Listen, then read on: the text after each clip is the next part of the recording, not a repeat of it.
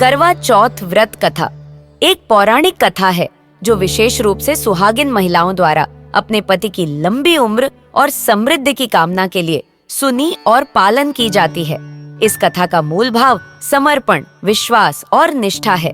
पौराणिक कथा बहुत समय पहले एक ब्राह्मण परिवार में वीरवती नाम की एक कन्या थी जो अपने 7 भाइयों की इकलौती बहन थी। भाई अपनी बहन से बहुत प्रेम करते थे। जब वीरवती का विवाह हुआ तो वह पहली बार करवा चौथ का व्रत करने अपने मायके आई। उसने करवा चौथ के दिन निर्जला व्रत बिना भोजन और पानी के उपवास रखा। पूरे दिन उसने न तो कुछ खाया और न ही पिया। शाम होते होते वीरवती को बहुत अधिक भूख और प्यास लगने लगी। उसके भाइयों से बहन की यह हालत देखी नहीं गई, लेकिन वे यह भी नहीं चाहते थे कि उनकी बहन का व्रत टूटे।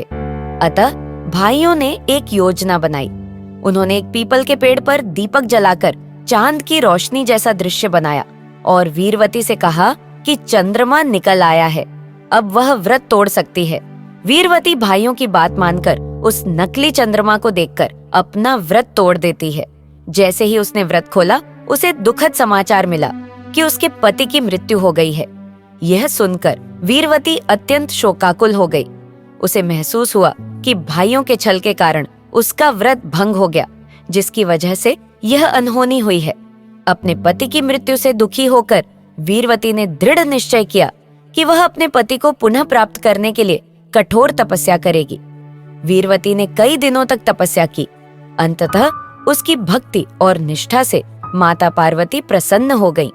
माता पार्वती ने वीरवती को आशीर्वाद दिया और कहा कि उसका पति पुनः जीवित हो जाएगा। माता पार्वती के आशीर्वाद से वीरवती का पति जीवित हो गया और उसे अपना सुखमय जीवन वापस मिल गया। तब से हर साल सुहागिन महिलाएं करवा चौथ का व्रत रखती हैं, अपने पति की दीर्घायु और सुख समृद्धि की कामना करती हैं और शाम को चंद्रमा को देखकर व्रत खोलती है। इस व्रत को निष्ठा, प्रेम और समर्पण का प्रतीक माना जाता है।